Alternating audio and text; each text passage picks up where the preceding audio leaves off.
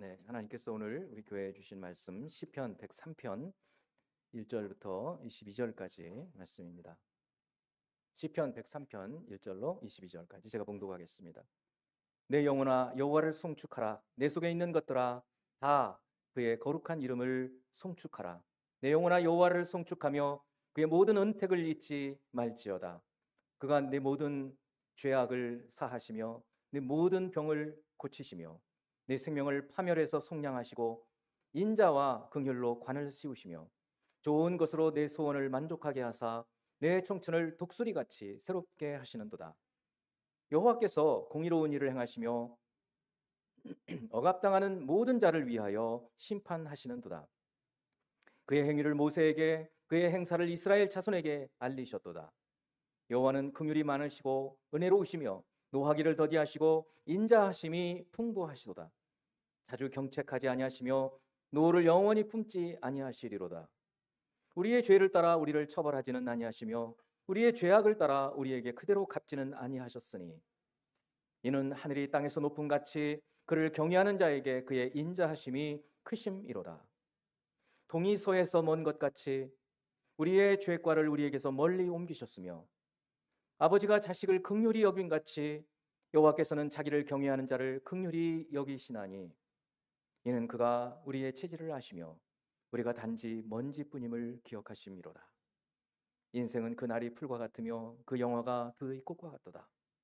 그것은 바람이 지나가면 없어지나니 그 있던 자리도 다시 알지 못하거니와 여호와의 인자하심은 자기를 경외하는 자에게 영원부터 영원까지 이르며 그의 의는 자손의 자손에게 이르니리니 곧 그의 언약을 지키고 그의 법도를 기억하여 행하는 자에게로다. 여호와께서 그의 보좌를 하늘에 세우시고 그의 왕권으로 만유를 다스리시도다. 능력이 있어 여호와의 말씀을 행하며 그의 말씀의 소리를 듣는 여호와의 천사들이여 여호와를 송축하라. 그에게 수종 들며 그의 뜻을 행하는 모든 천군이여 여호와를 송축하라. 여호와의 지으심을 받고 그가 다스리시는 모든 곳에 있는 너희여 여호와를 송축하라. 내 영혼아 여호와를 송축하라. 아멘. 오늘 우리 신대철 성도님 가족이 친지께서 방문하셨어요. 한번 소개 좀 해주시겠어요? 아, 네. 서영하고 세 자매들 온 마음으로 여러분 환영입니다. 우리 곁에 계신 분들 한번 주님의 이름으로 축복하는 시간 갖습니다.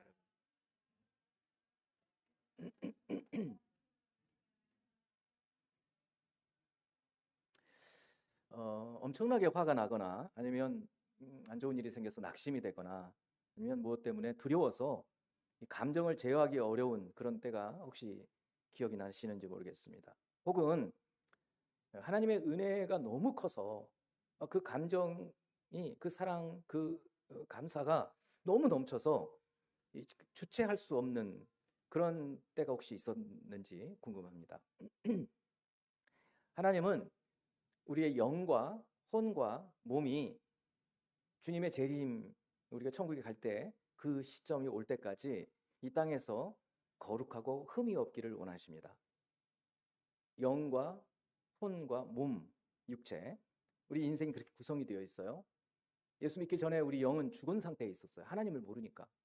예수를 믿으면서 영이 살아나고 부활하는 거죠. 그리고 우리 혼에게 영향을 미칩니다. 근데 우리 혼은 또 세 가지로 구성이 되어 있어요. 지정의, 지성, 감성, 의지. 그러니까 이 혼의 영역에서도 거룩해져야 돼요. 몸만 거룩하는 것이 아니라 우리 혼도 소위 정신이라는 거죠. 지성, 감성, 의지. 요 모든 부분도 주님께서는 거룩하게 구별되어서 하나님의 자녀답게 살기를 원하셔요. 데살로니가 전서 5장 23절을 보면 평강의 하나님이 친히 너희를 온전히 거룩하게 하시고 그 거룩을 하나님께서 도와주신다는 거예요. 또 너희의 온 영과 혼과 몸이 우리 주 예수 그리스도께서 강림하실 때, 재림하실 때 흠없게 보존되기를 원하노라 하고 사도 바울이 데살로니가 교회를 축복하면서 거룩하게 살아야 된다라고 말씀하고 계십니다. 우리가 영, 혼, 몸 되어 있지만 이 혼의 영역에서 지성 뭘 아는 거예요. 또 의지, 이걸 해야지 하는 거예요. 이 부분은 상당히 우리의 생각에 이 지배를 많이 받습니다. 100%는 아니에요. 여러분의 지성도 타락해 있어요. 그래서 우리가 알고 있는 어떤 사실을 나쁘게 사용할 때도 있고 그렇습니다. 의지도 나쁜 의지를 먹으면 그렇게 되는 거죠. 그래서 그런데 그럼에도 이 지성과 의지는 우리가 상당히 많이 컨트롤할 수가 있어요. 근데 여러분의 감성은 어떻습니까? 여러분 감정을 잘 다스릴 수 있으세요? 그렇다면 상당히 성숙한 분들이에요. 나이만 먹은 게 아니고 인격적으로 많이 성숙해 있는 거예요. 감정을 잘 못 다스려요. 그래서 하나님은 이 우리의 감정도 잘 다스려서 하나님 예수님 다시 오실 때까지 거룩하게 흠이 없게 그렇게 구별되어 살기를 원하시는 것입니다. 근데 오늘 이 시편 103편 다윗의 시인데요. 이 다윗의 시는 정말 귀하고 너무나 은혜로운 시입니다. 계속 거듭 읽어보시면 특히 오늘 이제 말씀 듣고 나서 읽어보시면 아마 조금 더 그 맛을 느껴보실 수 있으실 것이에요. 이 시편은 우선은 기도예요, 기도. 그래서 이렇게 기도를 하는구나. 또 찬송이에요. 이렇게 또 찬송을 하는구나 하는 것을 알 수 있지만 저는 오늘 우리의 이 감성, 지성도 컨트롤할 수 있고 의지도 컨트롤할 수 있는데 때로는 막 내 안에서 날뛰는 이 감성적인 측면을 어떻게 우리가 하나님 앞에서 거룩하게 다스리고 거룩하고 흠이 없게 할 수 있을까 하는 것들을 오늘 이 시편 통해서 나누기를 원해요. 짧은 몇 구절만 하기에는 너무 이 말씀이 귀해서 조금은 길지만 전부 다 다루도록 하겠습니다. 먼저 내 영혼아 여호와를 송축하라. 이 제목을 같이 한번 읽어봅니다. 내 영혼아 여호와를 송축하라. 송축하라는 말이 조금 생소할 수 있는데 원래 이 말의 히브리어 원어는 무릎을 꿇다 그런 말이에요. 근데 이 말이 하나님을 향해 썼을 때에는 찬송하라는 의미예요. 그러니까 송축하라는 말은 찬송하고 축복하라 그런 의미인데 그저 하나님을 찬송하라라고 이해를 하시면 틀림이 없습니다. 다윗은 이 시편 103편 22절을 통해서 그가 하나님을 향하여 어떤 마음의 감정을 가지고 있는지를 보여주고 있어요. 지성도 들어있고 의지도 들어있어요. 그렇지만 다윗의 이 주체할 수 없는 하나님을 향한 감사, 감격, 은혜 이런 것들을 막 넘쳐날 때 이것을 어떻게 표출을 하는가? 우리가 화가 나면 막 소리 지를 때도 있지 않습니까? 근데 이런 감정들을 어떻게 우리가 컨트롤하고 하나님 앞에서 거룩하게 성숙한 인격으로 세워갈 수 있을까? 주님은 우리가 어떻게 살기를 원하실까 하는 것입니다. 먼저는 우리 영혼에게 하나님을 찬양하라라고 말한다는 것이에요. 다윗은 자기 영혼에게 자기가 말해요. 내 안에 있는 나에게 하나님을 찬양해야지 이렇게 말하고 있는 것이에요. 근데 왜 하나님을 찬양하라고 얘기하는지 이유가 나와 있는 거예요. 1절에서 5절을 보겠습니다. 내 영혼아 여호와를 찬양하라 송축하라. 내 속에 있는 것들아 다 그의 거룩한 이름을 송축하라. 여러분 안에 있는 게 무엇입니까? 오장육부. 그렇죠. 육체로는 오장육부 아니에요? 근데 여러분 안에 있는 것이라면 여러분의 진심, 여러분의 마음, 뜻, 성품, 힘, 심장 이런 것들이잖아요. 그러니까 여러분의 전 인격을 다해서 다윗은 자기의 전 인격을 다해서 하나님을 찬양하라고 자기에게 말하고 있는 거예요. 지금 다른 사람한테 얘기하지 않아요. 자기에게 내 영혼아 여호와를 송축하라. 내 속에 있는 것들아 다 그의 이름을 송축할지어다. 이렇게 얘기해요. 내 영혼아 여호와를 송축하며 이렇게 찬양을 하면서 하나님을 찬양하는데 왜 그러는가? 그 이제 여기서부터 이유가 나와 있는 거예요. 그의 모든 은택을 잊지 말지어다. 은택. 은혜라는 말은 성경에 많이 나오지만 은택이라는 말은 그렇게 많이 쓰지는 않는데 같은 말씀이에요. 은혜와 혜택이에요. 그러니까 하나님께서 주시는 것이에요. 그 모든 은택을 잊지 말라는 거예요. 우리가 하나님의 은혜를 잊고 삽니다.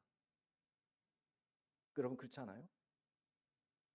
부모의 은혜도 잊고 살아요. 그리고 부모님 돌아가시면 그때서야 안 계시는 거예요. 하나님의 은혜는 더 말할 것도 없어요. 그런데 다윗은 달라요. 다윗은 자기 자신에게 하나님을, 여호와를 찬양해라. 그렇게 함으로 그 하나님께서 베푸신 모든 은혜, 은택을 잊지 말아라. 그렇다면 그분이 베푸신 은혜가, 다윗에게 베푸신 은혜가 뭔지가 3절부터 나와요. 그가 네 모든 죄악을 사하시며. 여러분, 다윗이 지은 죄를 알고 있지 않습니까? 밧세바와 우리아를 죽인 사건, 그것으로 인해서 그의 집안이 쑥밭이 되는, 그게 모두 자기 죄 때문에 그런 거예요. 그런데 그 모든 죄로부터 사함을 받아요. 돌로 쳐 맞아 죽었어야 되는데도 하나님께서 용서해 주셔요. 그것 때문에, 그게 은혜예요. 은택이에요. 그것 때문에 자기 스스로에게 늘 되뇌이는 거예요. 내 영혼아 여호와를 송축하라. 네 모든 병을 고치시며. 젊은이들도 아플 때 있지 않습니까? 근데 젊을 때 아플 때는 이러다 죽겠지 이런 생각이 잘 안 들죠. 근데 나이가 좀 들어가시면 이러다 죽는 거 아니야? 이런 생각이 들 때가 있으시죠. 우리 장로님이나 권사님. 그런 것 같아요. 두려움이 생기는 거죠. 그런데 하나님께서 다윗도, 다윗의 이제 이 시편은 중년 이후 약간의 노년기 때쯤 지어진 시로 여겨져요. 그러니까 다윗도 아플 때가 많이 있었단 말이죠. 심지어 어떤 시편을 보면 내 생명을 중년의 나이에 거두어가지 마시옵소서 이렇게 기도도 해요. 그러니까 다윗도 아픈 적이 많이 있었어요. 근데 그때마다 하나님께서 그 병에서 고쳐주신 경험을 해요. 그런데 우리는 어떻습니까? 잊어버리는 거예요. 없는 것만 생각하는 거예요. 그러지 말자는 거예요. 자기 스스로에게 내 영혼아 여호와를 송축하라. 그의 모든 은택을 잊지 말지어다. 그가 네 모든 죄를 건져주시고 질병에서 고치시고, 4절을 보니 네 생명을 파멸해서 속량하시고. 이 파멸을, 다윗의 삶에 있어서 다윗이 파멸될 기회가 여러 번 있었어요. 첫째는 골리앗에게 죽을 뻔했죠. 두 번째는 사울 왕에게 여러 번 죽을 뻔했습니다. 세 번째는 블레셋에게 망명 갔는데 망명당해서 죽을 뻔했어요. 거기서도 여러 번 자기 생명을 완전히 파멸당할 뻔한 그런 때에도 하나님께서 그를 건져주신 것들을 기억하면서 그의 은택을 잊지 말라 내 영혼아. 그래서 여호와를 송축하라. 인자와 긍휼로 관을 씌우시며.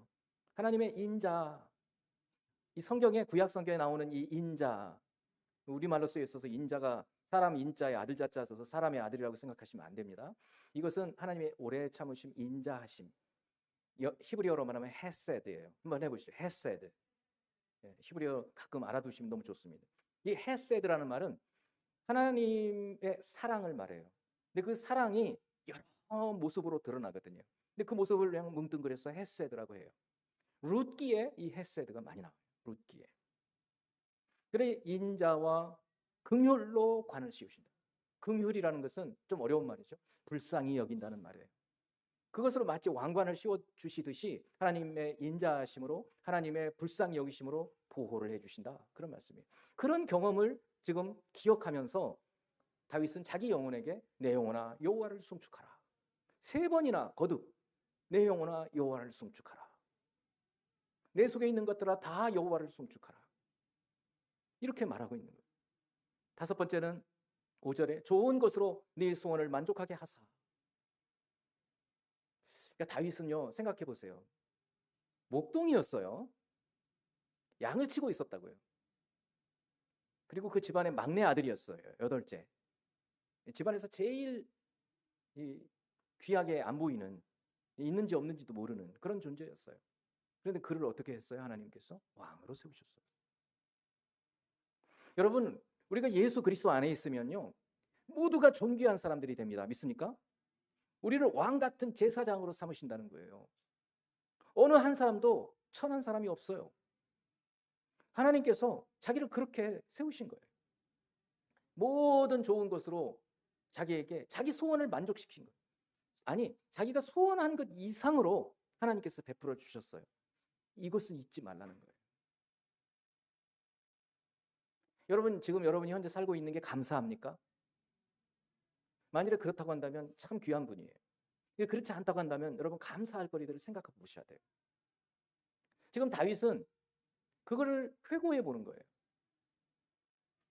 어린 나이 때부터 하나님께서 자기에게 베푸신 모든 은택, 모든 은혜, 이거를 생각하면서 자기 스스로에게 내 영혼아 여호와를 송축하라, 이렇게 말하고 있어요. 성도 여러분, 여러분들도 이렇게 여러분 스스로에게 하나님께 찬송할 이유를 생각해 보면서 찬송하는 여러분이 되기를 바랍니다. 그렇게 될 때 여러분 안에 있는 감정이 초조하거나 불안하거나 두렵거나 걱정되거나 이런 것을 떠나서 넉넉해지게 되는 것입니다. 두 번째는 여러분 여호와를 송축합시다 이렇게 돼 있어요. 이것도 한번 제목을 읽어보죠. 여러분 여호와를 송축합시다. 네. 이제 6절부터 18절까지 쭉 다 보면 조금 달라지는 것을 볼 수 있어요. 어떻게 달라지는가? 대상이 달라지는 거예요. 5절까지는 자기 자신을 향해서 말을 해요. 그런데 6절부터 18절까지는 바깥에 있는 공동체, 구체적으로는 이스라엘 백성들에게 말하고 있는 거예요. 뭐라고 말하느냐? 여러분, 하나님을 송축합시다. 처음에는 자기 자신에게 내 영혼아, 너 네 속에서 그렇게 걱정하지 말고 하나님을 송축해. 왜? 하나님 많은 것들을 은택을 부어주셨어. 죄에서 건져주셨지, 병에서 고쳐주셨지, 생명을 건져주셨지, 그리고 너 좋은 곳으로 다 해주셨잖아. 그러니 하나님을 송축해야지. 그리고 나서 이제는 백성들에게, 많은 사람들에게 여러분 여호와를 송축합시다. 왜요? 질문했을 때 그 질문에 대한 대답이 이렇게 많이 나와 있는 거예요. 6절 여호와께서 공의로운 일을 행하시며 억압당하는 모든 자를 위하여 심판하신다. 아까 기도하신 기도자가 그래요. 이 세상을 보면 공의와 정의가 잘 안 보이는 거예요. 우리는 정말 마음에 갈망하는 게 있어요. 모든 일들을 공의대로 그리고 정의대로 판단해 주기를 원해요. 죄를 지었으면 죄를 지은 만큼 이 세상에서, 그리고 그가 아주 참회하고 하면 조금 정상 참작을 해주고, 이런 거가 우리가 원하는 바 아닙니까? 죄를 지었는데도 떵떵거리고 잘 살고 그러면 안 되지 않습니까? 근데 그러지를 못하고 있는데 하나님은 어떻게 하신다고요? 공의로운 일을 행하신다는 거예요. 그리고 억압당하는 모든 자를 위하여 심판하신다는 거예요. 이스라엘 백성들에게 있어서 하나님의 공의와 하나님의 정의로운 심판의 가장 특징적인 사례 하나가 뭐냐? 그것이 출애굽이에요. 자기들이 요셉이라고 하는 총리의 후손인데 그냥 갑자기 애굽 사람들이 자기들을 노예로 만들어가지고 막 일을 시킨 거예요. 노예가 돼버렸어요, 갑자기. 그러니 너무 억울한 거 아니에요. 하나님의 공의와 정의의 심판이 있어야 될 거 아니겠어요? 하나님께서 공의와 정의를 내리시죠. 모세를 보내셔서 내리시는 거예요. 그래서 그 출애굽이 이스라엘 백성에게서는 하나님의 공의와 정의의 가장 큰 예화예요. 예화. 늘 그래서 얘기를 하는 거예요. 7절에 그의 행위를 모세에게 딱 나오잖아요. 그의 행사를 이스라엘 자손에게 알리셨도다. 출애굽의 사건을 통해서 10가지의 재앙과 홍해의 이적과 만나와 매출하기와 그 40년의 광야 생활을 통해서 하나님의 공의, 정의로운 그 행사를 보여주셨다. 이스라엘 백성들에게 이거를 상기시키는 거예요. 왜요? 하나님을 송축하라고.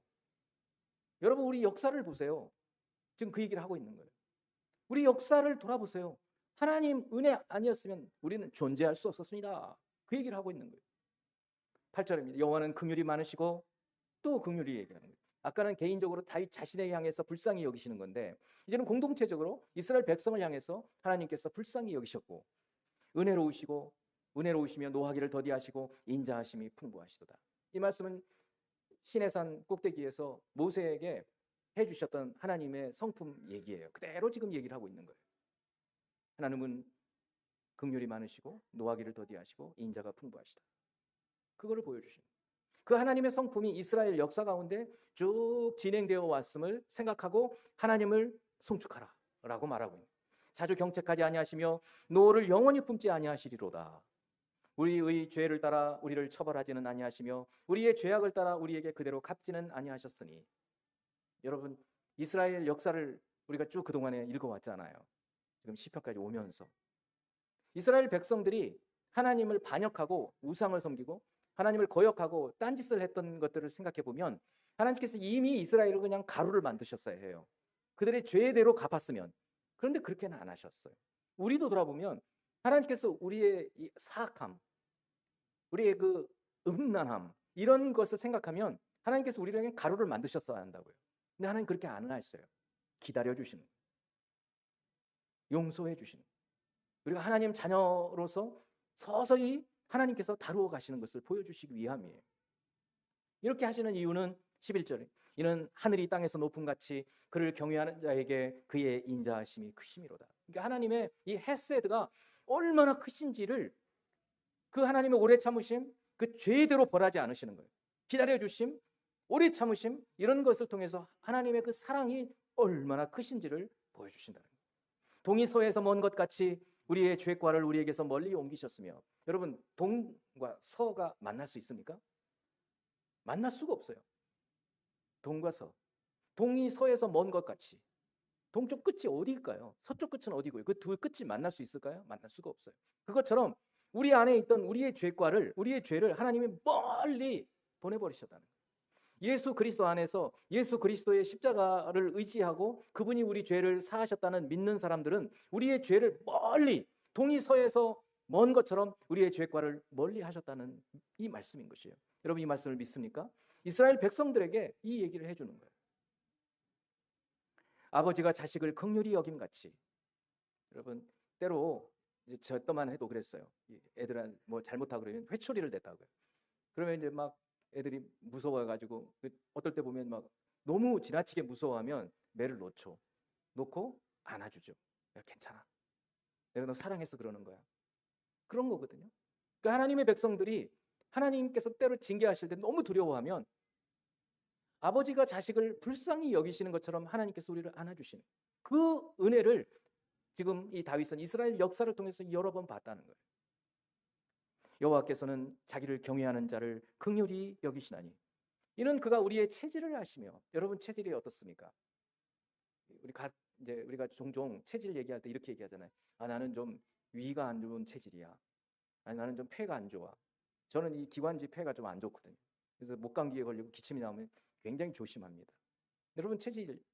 근데 사실은 이거를 더 뛰어넘는 얘기입니다. 우리의 체질을 아시며 그 뒤에 해석이 나와 있어요. 우리가 단지 먼지뿐임을 기억하심이로다. 먼지라는 거예요. 이 먼지라는 말은 어원상으로 가면 아담이에요. 아담이 뭔지 아세요? 아담 흙이에요. 흙.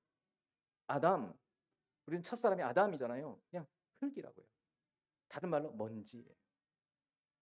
여러분 요즘에 옛날에는 화장터, 화장장 이런 말을 많이 썼잖아요.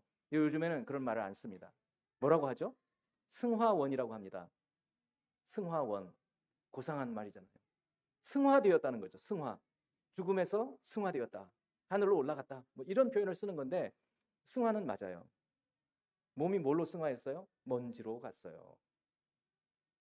유골함이라고 하잖아요. 유골함에 유골이 있습니까? 없죠. 다 부셔가지고 재예요. 먼지라고요. 그래서 영화 같은 데서 보면 이렇게 강에다 뿌리기도 하잖아요. 그거예요.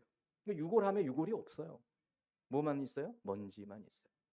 하나님은 우리가 뭐로 만들어졌는지를 알고 계시는 거예요. 그러니 불쌍하죠. 저 먼지 같은 게 저러고 있지? 여러분 두렵게 하는 사람들이 있을 거예요. 간혹 부부가 그렇게 두렵게 하는 사람이 있을 수도 있어요. 불행하게도. 혹은 직장 상사, 학교 선배, 뭐 누구든 여러분을 혹시 두렵게 하는 누군가가 있으면 이 말씀을 기억하세요. 저 먼지 같은 게 먼지라고요. 하나님의 시각으로 보면요 먼지예요. 그러니 불쌍하지 않아요? 우리 스스로도 불쌍해요. 그래서 하나님께 우리가 기도할 때 늘 그러는 거예요. 하나님 우리를 불쌍히 여겨 주옵소서. 긍휼히 여기는 자는 복에 있나니 그들이 긍휼히 여김을 받을 것이며. 이 탈복계에 있지 않습니까? 우리가 다른 사람들을 불쌍히 여겨야 해요. 왜? 먼지니까. 그리고 동시에 우리도 먼지예요. 하나님이 우리를 그렇게 보시는 거예요. 야, 좀 먼지밖에 안 되는 게 그래도 생각이 있네. 우리를 귀하게 보시는 거죠. 단지 먼지뿐인 거예요. 인생은 그 날이 풀과 같으며. 여러분 이렇게 생각하세요? 그 영화가 들의 꽃과 같도다. 저는 이사야 40장에 있는 이 말씀을 통해서 이 시편 다윗의 이 말씀은 이사야가 나중에 인용하긴 하는데 이 말씀을 통해서 목사가 되었어요. 이 말씀의 은혜가 되고 하나님께서 또 소명을 주셔서 인생은 정말 풀과 같습니다. 처음에는 작은 싹으로 나가지고 자라고 싱싱해지고, 그리고 제일 잘 나갈 때 뭐예요? 꽃이 피잖아요. 예쁘게 꽃이 핍니다. 근데 그 꽃이 얼마나 오래 갑니까? 금방 시들죠. 그리고 특히 이스라엘은 동쪽이 아라비아 사막이에요. 지금 사우디 아라비아, 이 뭐 요르단 이쪽이. 그러니까 그쪽에서 열풍이 불어요. 늦은 봄쯤에 바람이 샥 불면 풀이 그냥 금방 시들어버려요. 그리고는 센 바람이 불면 그냥 그 풀 자체가 날아가 버리는 거예요. 그래서 뭐라고 해요? 그 있던 자리도 다시 알지 못하거든요. 여러분, 우리가 지금 여기 말하고 거동하고 기동하고 계획 세우고 뭔가 일하고 하고 있잖아요. 조금 지나면 우리가 세상을 떠나게 되고, 세상을 떠나고 나면 몇 년 후에 우리가 있던 자리도 기억을 못해요. 이게 우리 인생이에요. 허무주의 같죠? 근데 이게 아주 팩트로서의 우리 인생의 모습입니다. 젊은 나이 때부터요, 우리 인생이 이렇다는 사실을 기억해야 돼요. 그리고 하나님을 의지해야 해요. 그래서 우리 힘으로 산다는 것은 덧없다는 사실을 기억해야 해요. 다윗은 지금 이 사실을 얘기하면서 이스라엘 공동체에게 여호와를 송축합시다 라고 말하고 있는 거예요. 16절에 그것은 바람이 지나가면 없어지나니 그 있던 자리도 다시 알지 못하거니와. 17절 말씀이 중요합니다. 여호와의 인자하심은, 그 하나님의 헤세드는 계속 나오잖아요. 그 하나님의 사랑은 자기를 경외하는 자에게 영원부터 영원까지 이르며, 우리가 예수 그리스도를 믿으면 영생의 삶을 사는 거예요. 그러니까 풀과 같은, 그리고 풀의 꽃과 같은 인생인데, 그것은 그냥 하나님 없이 사는 삶이에요. 그런데 여러분 안에 하나님 말씀이 떨어지면 그 하나님의 말씀이 여러분 안에 영생을 주기 때문에 영원부터 영원까지 계속되는 영생의 삶을 누리게 되는 거예요. 예수 안에서. 저는 이것을 선포하기 위해서 목사가 됐어요. 이는 그의 의는 우리 자손에게까지 이른다. 그렇기 때문에 지금 다윗은 이런 이유 때문에 인생은 덧없다. 우리 이스라엘 역사를 돌아보면 어떠냐? 하나님 말씀, 하나님 은혜로 구원받고 했음에도 불구하고 많은 죄를 저질렀고 그 죄대로 우리를 처벌하지는 않으셨는데 그 인생이 너무 덧없다. 그러나 하나님을 의지하고 하나님을 경외하는 사람에게는 하나님의 인자하심이 넘친다. 우리가 이것 때문에 하나님을 송축하고 하나님께 찬송해야 되지 않겠느냐라고 말씀하고 있는 것입니다. 성도 여러분, 갑자기 막 찬송하고 싶으지 않으세요? 첫째는 여러분에게 베푸신 개인적인 은혜들이 있지 않습니까? 여러분들이 예수님을 만나고 예수님 때문에 내 죄 사함 받았구나 하는 것을 경험하고 하나님께서 여러분에게 베푸신 개인적인 은혜를 생각해 보면 막 감격이 넘치잖아요. 지금 다윗의 마음 상태는 너무 감격하는 거예요. 그래서 자기 영혼에게 먼저 내 영혼아 여호와를 송축하라 라고 말하고 거기서 그치지 않는 거예요. 이스라엘 공동체를 향해서 여러분 여호와를 송축합시다. 왜요? 이런 이유 때문에.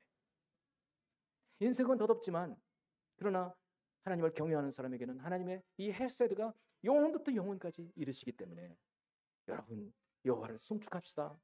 이렇게 권유하고 있는 것입니다. 마지막으로 모든 만물들아 여호와를 송축하라.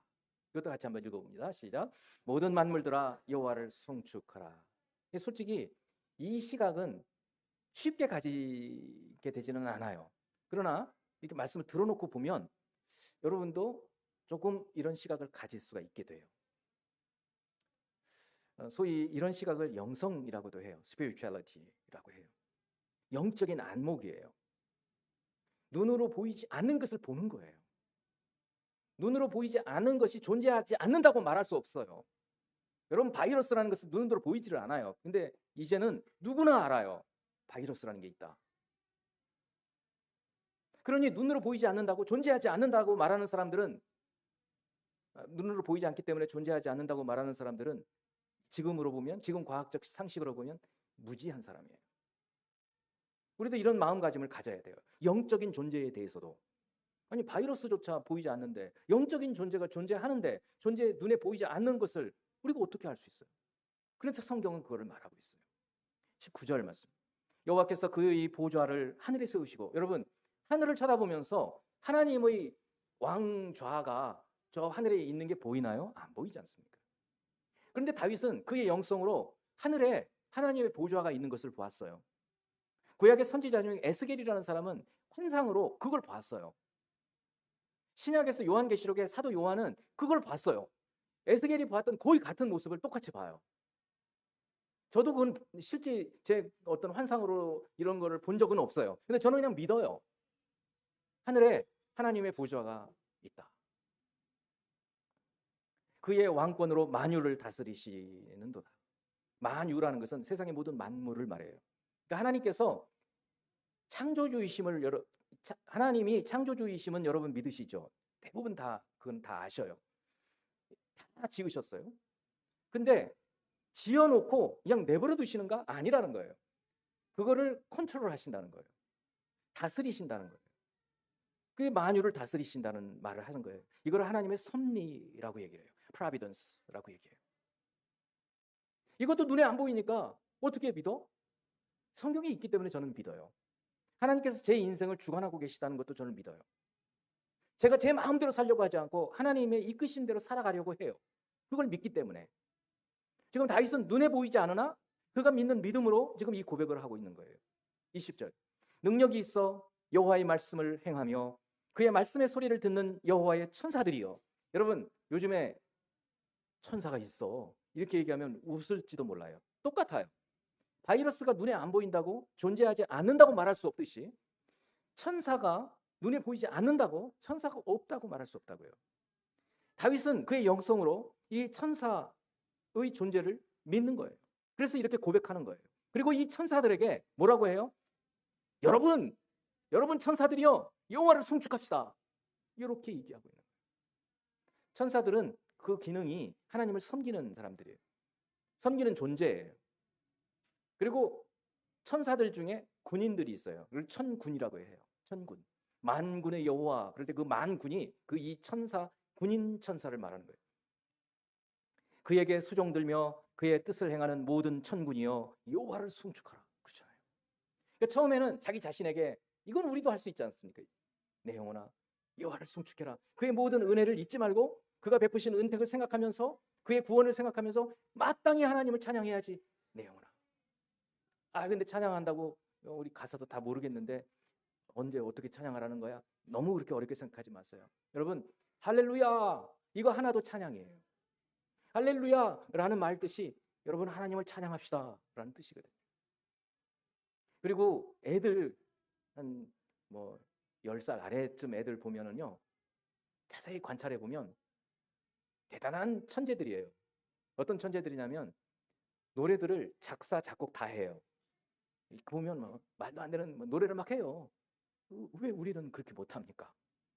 곡조도 가사도 내가 내 마음대로 하나님을 노래하는 거예요. 그냥 꼭 시편 아니어도 되는 거예요. 그러니까 자기 영혼에게 내 영혼아 여호와를 찬송하라 송축하라. 그리고 뿐만 아니라 이제 교회에 나왔어요. 찬양하는 시간이 있어요. 야 우리 하나님 함께 찬양합시다. 그리고 하나님을 찬양하는 거예요. 딴짓하지 말고 온 힘을 다해서 찬양하는 거예요. 지금 다윗은 그렇게 이스라엘 백성들을 권유하는 거예요. 권고하는 거예요. 왜요? 이 백성을 인도해 주신 그 하나님을 생각해 보면 마땅히 그래야 되거든요. 저는 저희 아이들에게 그런 얘기 했는데 제가 고등학교 때 국사를 공부하면서 근현대사 우리나라가 망하는 때 역사를 보면서 정말 눈물을 흘렸어요. 이 바보 같은 우리 조상들이 그때 우리 나라를 뺏겨가지고 막 그런 울분도 생기고요. 막 분노의 눈물이 막 나더라고요. 제가 젊어 보이시지만 나이가 많아요. 세월이 흘렀어요. 저는 전기불이 안 들어오는 그런 곳에서 살았다고요. 상상할 수가 없지 않습니까? 그런데 지금 이 나라를 하나님이 어떻게 만드셨습니까?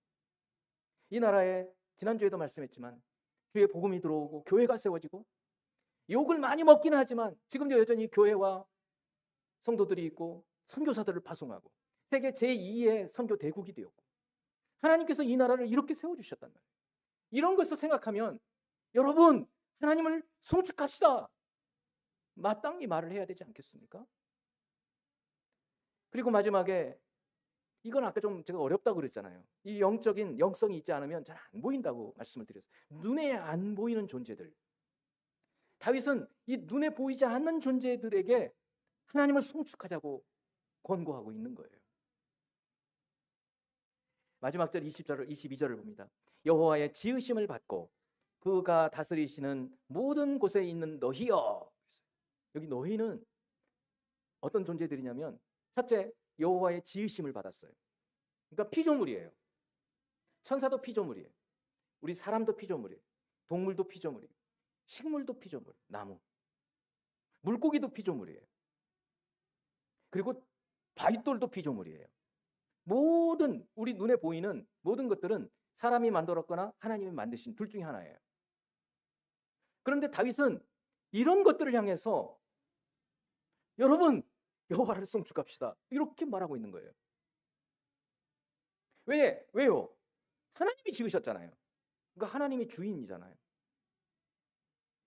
여러분 우리 부모가 우리를 만든 게 아니에요. 우리 부모가 우리를 어떻게 만들어요?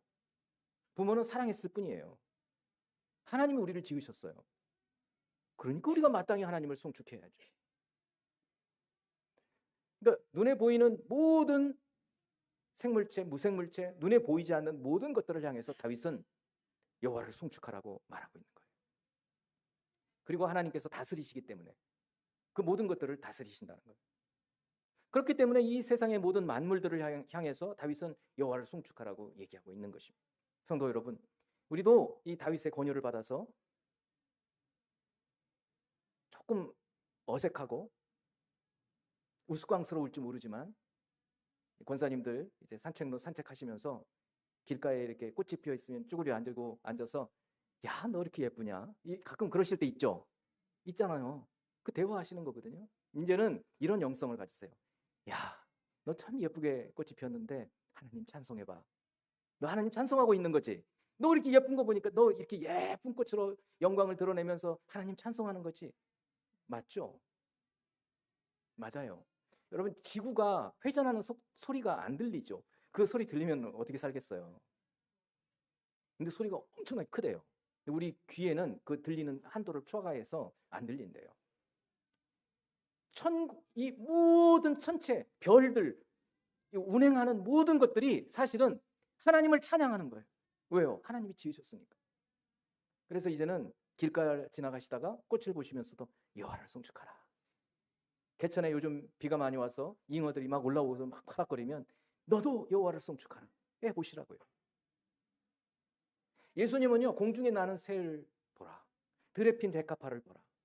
하나님이 다 먹이시고 입히신다. 그 예수님의 영성인 거예요. 하나님은 그걸 보시는 거예요. 예수님은 그걸 보시고 얘기하시는 것입니다. 우리도 다윗도 그랬는데 우리도 이런 영성을 가지는 것입니다. 그래서 모든 만물들을 향해서 여러분 여호와를 송축합시다. 이렇게 소리를 높이는 것입니다. 오늘 말씀 또 간단히 요약하면 먼저는 여러분 스스로에게 내 영혼아 여호와를 송축하라. 그 모든 은택, 모든 죄사함, 모든 좋은 것을 다 베풀어 주셔서 여호와를 송축하라. 그리고 공동체에게 함께 찬양합시다. 왜요? 이런 우리나라를 이렇게 지금 잘 살게 하고 세계에서 제2의 선교 대국이래요. 다른 거 자랑하지 말고 하나님 복음을 전하는 이런 일에 우리가 쓰임 받고 있어요. 이걸 자랑합시다. 이렇게 하면서 찬양하고 그리고 이제는 눈에 보이지 않는 만물들을 향해서도 여호와를 송축하라 라고 찬양하는 저희가 되기를 바랍니다. 이제 우리 함께 찬양하는 이 찬양곡은 요한계시록에 보면 지금 우리 눈에 안 보여요. 요한계시록은 앞으로 우리가 천국에 가면 하나님의 보좌 주위에 어린 양이신 예수 그리스도와 7 눈이 있는 성령 하나님이 함께 하시면서 4 생물과 24 장로들이 그리고 그 뒤에 천군 천사들이 함께 하면서 부르는 찬양이에요. 그러니까 천상에서의 예배의 찬양곡이에요. 우리가 알고 부르자고요. 그 찬양을 지금 이 땅에서부터 믿음으로 부르는 것입니다. 함께 불러보겠습니다.